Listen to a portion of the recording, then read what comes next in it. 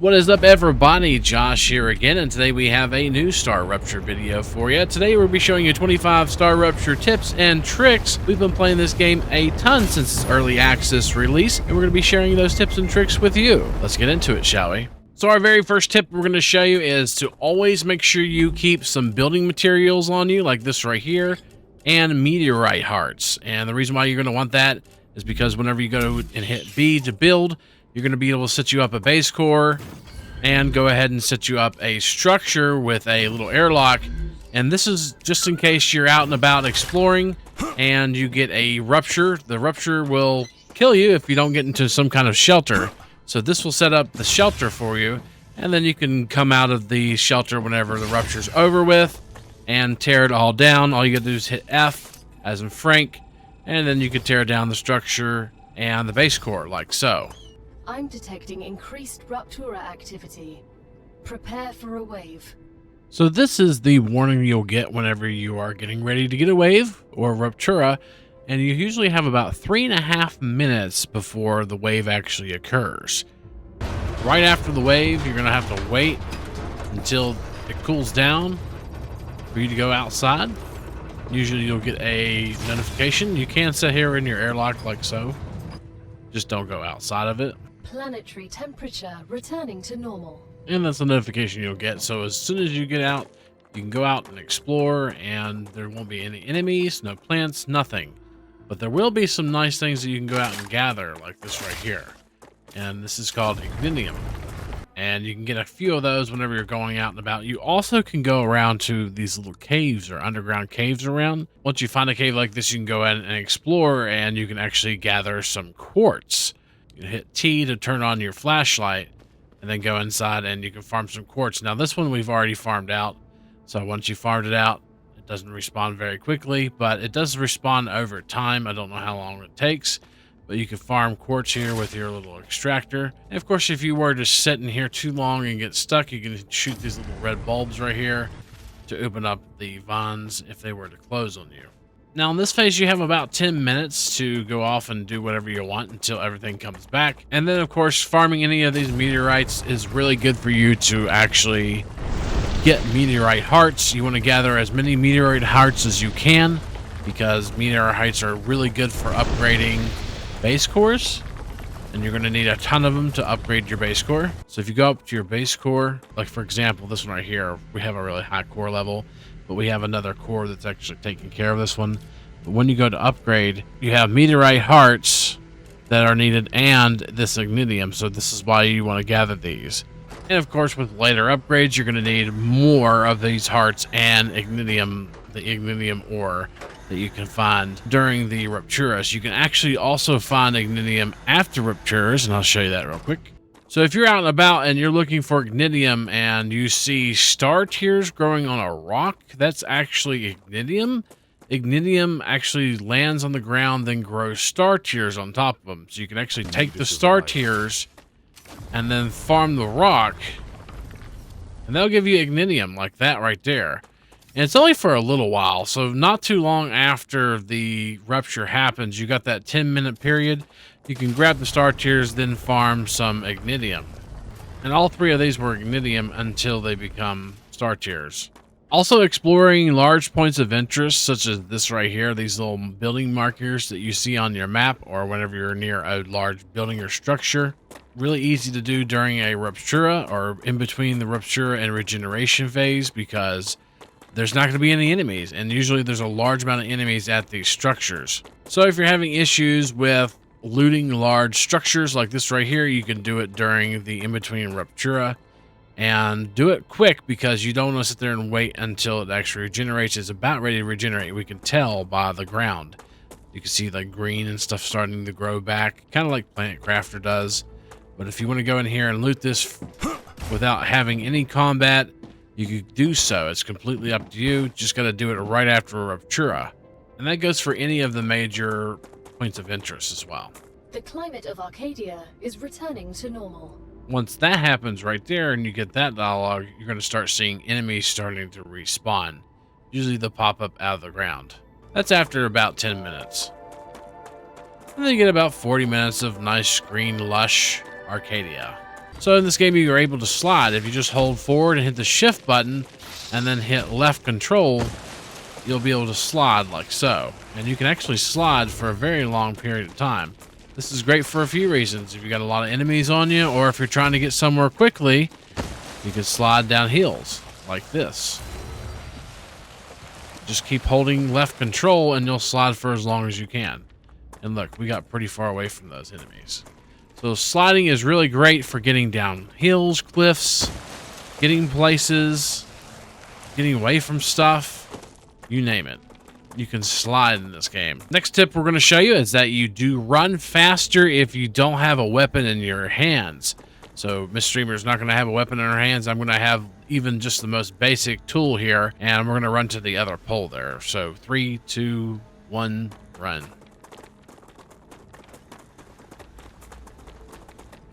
She definitely runs faster. So if I put this weapon away by holding Q, as in Queen, I'm going to run back to the pole. We're going to do it at 3, 2, 1, go.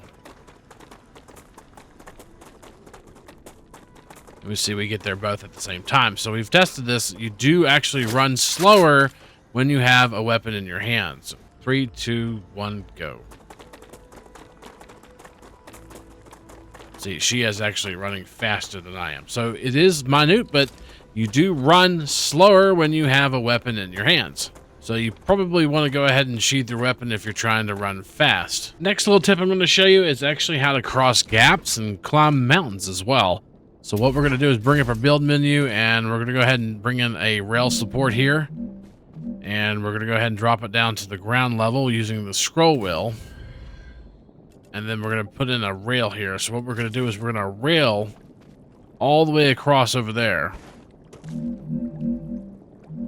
And if you need to, you can actually use your drone mode as well, which is with C. And then all you have to do is cross the rail now. You can cross gaps and stuff like that. You can also use this method to climb mountains as well. So if you wanted to go ahead and put you another rail down here. If it will let you place a rail down the ground like we did before, then what you can do is you can go ahead and just place it. Do a rail. You don't want to have too much of a slope, because if you do too much of a slope, then what will happen is you'll actually just slide right back down the rail like that right there.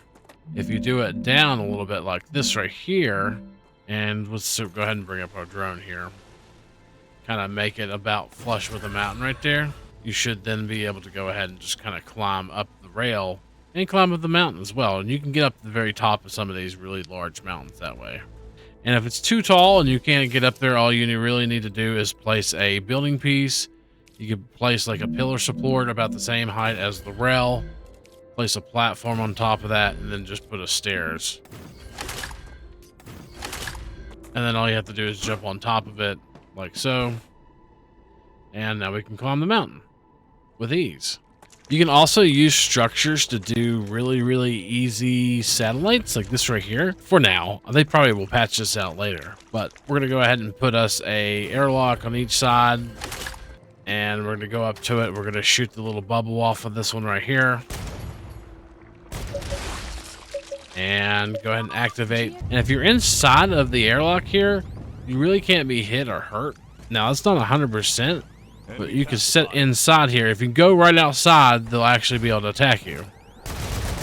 But if you use this as shelter, like right here, a lot of times they can't actually attack you, and you can shoot and kill them before they attack the satellite. I'd only really use this unless you're having serious problems with large amounts of enemies, like maybe up north where it seems like it's a little harder for some reason, probably just because it's a harder area. But yeah, you could use the buildings like this right here as shelter. The next tip I'm going to show you is if your base has gotten attacked and taken over, like this right here, you need to find on your tower, there's always going to be a little bubble on your tower that you need to shoot. And that's going to help get the infection off. Right there is ours. So you want to go ahead and shoot that bubble until it pops. And that's going to help a lot with the infection. You start regenerating your shield. And then you got an infected base core and base. So what you need to do is go up to it and then hold E to disinfect it. So if they've taken over your base core, or your base core is fallen, Just shoot the bubble and then disinfect your base core and you're good to go. Now, the next tip I'm going to show you with the base core, we showed you upgrading. We're also going to show you deleting. You can actually delete everything within your area of the base core if you want to. You got to sit here for 10 seconds for it to destroy. It'll do a countdown for 10 seconds. You can stop it by hitting the hand right there, but it'll show you everything over here, what mats you're going to get, and all the materials you're going to get back once you destroy this base core. Like so. And it'll destroy everything within that base core's limits.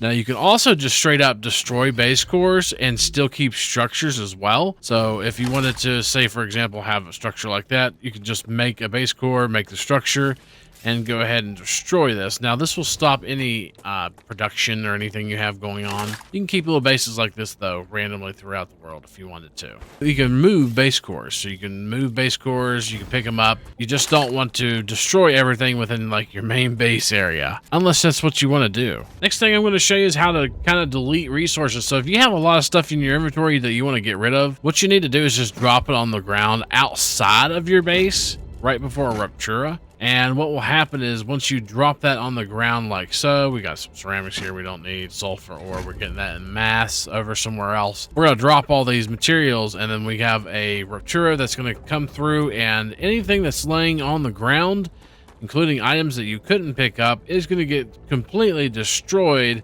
after the Ruptura. And once that wave hits, you're going to notice stuff is just going to disappear, basically. Like so. And now it's gone. Quick little building tip. If you want an item to be saved as a favorite, then all you have to do is go over to the item that you want on your build menu. So for example, if you use a certain type of rail a lot, if you want to hit R on that, it'll put a little favorite icon up there. So for example, if you use these 3-well modulators a lot, then all you have to do is go up to it and hit R. And then you could just hit favorites, and there you are. You have your items. You could also remove them the same way by just hovering over them and hit R. For example, favorite base core and favorite maybe habitat and an airlock. So you can make a Rupture shelter real quick. Then right there it is. Your base core, habitat, and airlock all right there in one area. You could do this for anything you want. It is your choice, but you can do R for favorites right here. Next thing I'm going to show you is base attacks, and that's after you have upgraded your core at least once. You get an immediate base attack right after, and the attacks get much worse the higher you upgrade your core, so you need to make sure you protect yourself and whatnot. But that's what monoliths are for. Monoliths are spawn points for the enemies. You can see in the sky right there, that's a monolith that's right next to our base. And it has spawned a ton of enemies for our towers here to shoot. After that wave gets destroyed, the monolith will spawn another wave like so, and you get 3 waves of attacks after you upgrade. Oh look, here they come. But yeah, that's what monoliths are for. Monoliths are for spawn points for the enemy, so you kind of want to keep that in mind whenever you're placing your base and upgrading a base core close to a monolith. And here's what the final wave looks like of this monolith attack. It's always the hardest. So yeah, once you upgrade, you get the monoliths. They start spawning attacks randomly. I think it's like almost every 4 hours, something like that. And then you get huge waves of attacks like this right here.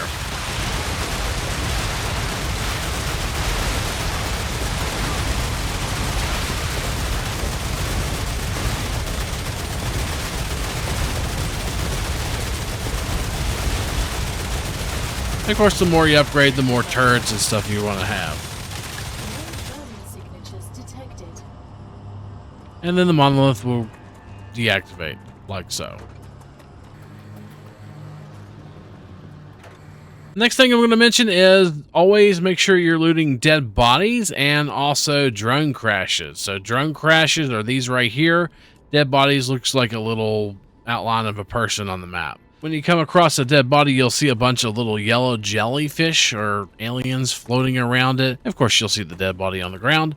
A lot of times dead bodies will have nice valuable resources like food, ammo, and limbs. There's also limbs that come from dead bodies. So you want to make sure you loot all the dead bodies you come across. You can also get war bonds from them, which is really valuable for upgrading weapons and getting new weapons as well. And then also you'll see these little drone crashes like this right here. You can loot the little drone part right here, not the box itself. The box will be flashing if it hasn't been looted. But you can loot these and you can find various damaged equipment and stuff like that. You could take this back and you could research it and get the data points that you can see. This one was worth 400. So you can go and loot every single one of these that you come across, dead bodies and drone sites. They give you limbs for dead bodies, bonds, ammo, food, all that good stuff. Very valuable items that you could sell for data points at the drone wreck. Also keep in mind you could keep a really good track on what you have and haven't looted yet by making sure that it's not on the map. So once you loot a body or a drone crash, it will be removed from the map. That means you've already looted it. So if you see it on the map still, you're going to be able to go and loot that and you'll see loot on the body or the drone wreck. So there's multiple ways to recharge your med tool and your grenade. Your med tool, the easiest way is just go around gathering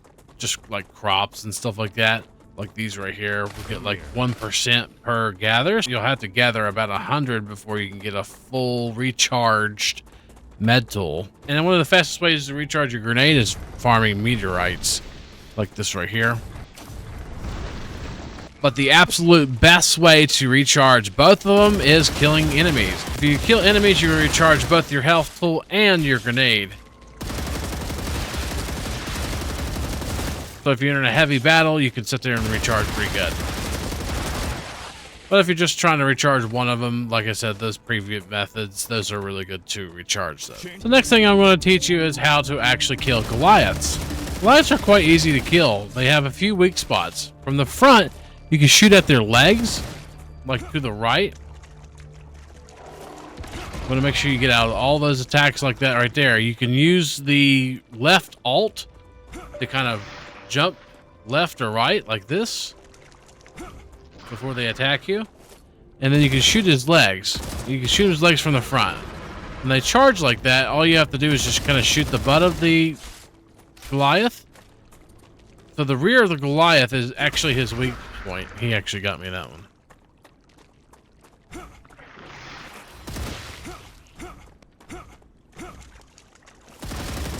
And all you gotta do is shoot that butt part that we just shot. But if you just keep kind of, you know, going sideways like this, you can eventually get behind him and you can shoot him. You can also shoot the legs as well. And then you'll kill him. So basically just sit there and kite around like this, get to the back of the Goliath and shoot the back of the Goliath. Or if you're kiting him from the front, you can shoot his little legsies there, and that will actually hurt him as well. And the reason why you want to kill these things and not run away from them, this Goliath biofact that you get from them is very valuable. You get 5,000 data points from each Goliath biofact that you actually collect. Your next tip is a really quick tip, and it is something that maybe only certain people will use.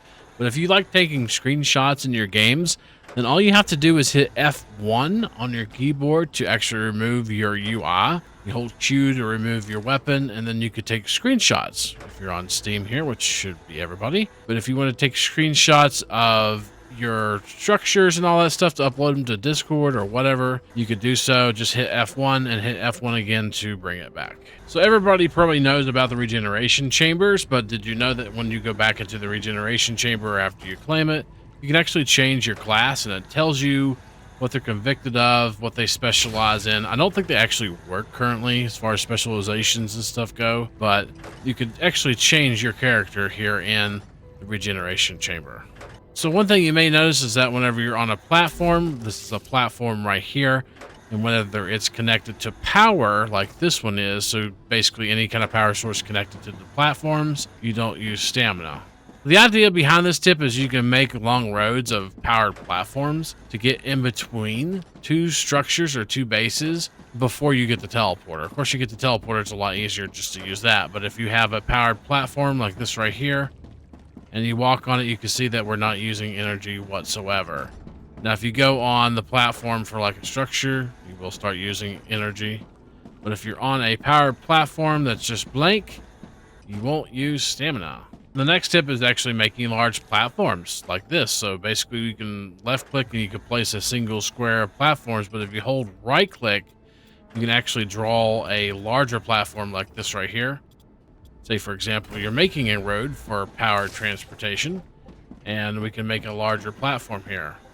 So whenever you're placing something, you can actually hold right click to change orientation. So see, for example, this is going to orientate right to the very middle of this cargo here. And if we wanted to change it, for example, if we needed to have it off to the side or something like that, but you can actually change it by hitting right click. So hitting right click when you're going to go place something can help you offset or do like a free placement mode, which is really valuable, especially if you're trying to line stuff up perfectly with whatever it's coming out of, like that.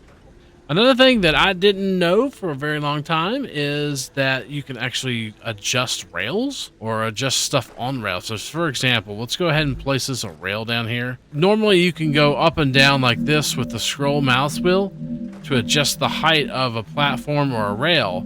But did you know if you hit middle mouse button and scroll down, you can adjust the height of the rail as well, which is super valuable. So if you're trying to make really low down to earth pillars like this right here, or trying to put something down further, you can actually sink that rail instead of sinking the whole platform. Hit middle mouse button and sink that rail, and you can adjust it to whatever height you want. And that drone mode that we were building in just now is underneath Clever Robotics. It's underneath level 4.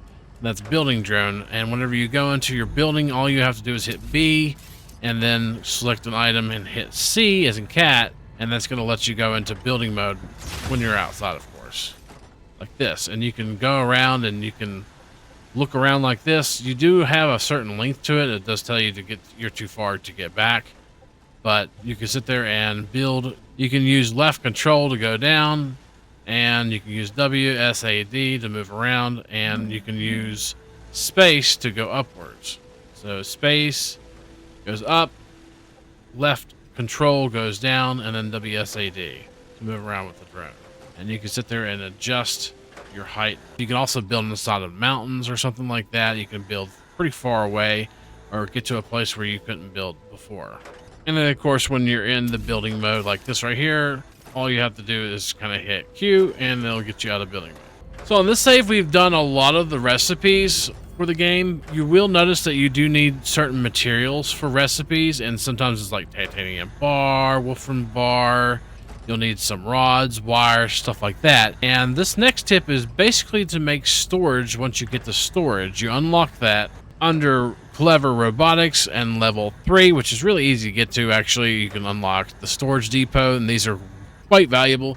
They actually help a little bit with production as well. If you don't have anything crafting, you'll go into storage and then it'll pull from that storage. Here's just a real quick example of what I'm talking about. Right here, we are actually crafting some titanium housings, and we're moving titanium housings over and crafting something else with them. But whenever it's finished or whenever it's full, we have a bunch of titanium housings that we can sit here and just kind of pull from the storage depot. Of course, the larger storage depot version 2 will hold more, but the basic version is fine. Usually about 2 will hold about 800 of most items, unless it's building materials, which will hold 8,000 building materials. You can have these items, you can just take them and pull them from it. So every single time I do a different type of material, what I'll do is I'll put a storage medium on that material. So this is stators right here. Stators are being stored here and then shipped off, but they're full right now. On up here, we have plates and rods and all kinds of different stuff that are being made. Right here, beams. So if I ever needed beams for a recipe, I could have pulled from that. And plates, same thing. Every single different type of material is where I'm going to put a storage. Right here is wolfram plates. So if I ever need to do wolfram plates or put it onto a exporter, we can do so. So I like to use storage a lot in my builds, and it has helped quite a bit, especially with unlocking recipes. So you can rename certain buildings, and it's very valuable to do so. For example, we have a very large storage depot here that we can just basically connect a exporter to, and it will export. But here's the importer right here, the receiver, and we've named this wolf powder, and that is for our wolf powder. So we're storing wolf powder here, If we ever need to actually use wolf power, we either just take a line off it like we did like that, or we'll just take a cargo dispatcher here and put it on the end of it. But naming structures kind of helps keep things organized. So for example, this one right here, there's titanium rods. We can name that to titanium rods, and then that way we know exactly where we're sending stuff to. This also works for something else like teleporters. You basically have to have teleporters named, because if you don't name teleporters, then you really probably won't know where you're going. So see how it says just teleporter and teleporter right here? So this teleporter right here, we're going to go over and we're going to name this. This is actually one of our helium bases that we have. This is a little checkbox right here that we can name. Actually, it's named helium. For some reason, it wasn't named. Probably just a bug. But we'll name it helium. And then that way we know we're going to helium. Right here's our sulfur base we'll teleport to. And that way we know we're going to our sulfur base. We have a very large sulfur base set up here.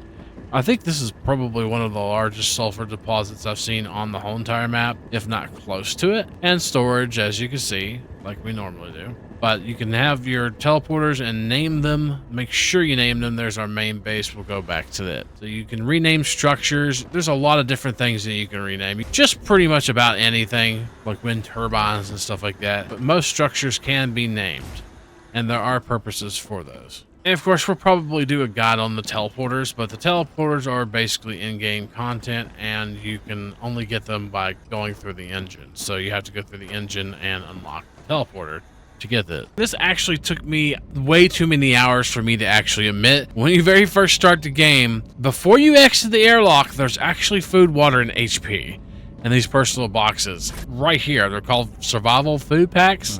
Gotcha. You want to take them. You can, even on a single player game, you can get about 20 of those bad boys, which is really nice. So make sure you grab those. I didn't for a very, very long time. So next we're going to talk about dying. So it's going to happen, probably. And if you die, you do lose items. You lose guns. You lose a percentage of items, actually. We're going to show you with this wave right here what's going to happen once we die. We currently have 1,000 building materials on us and 300 standard ammo, and we have 2 different guns on us as well, which we will lose the guns and a percentage of our inventory.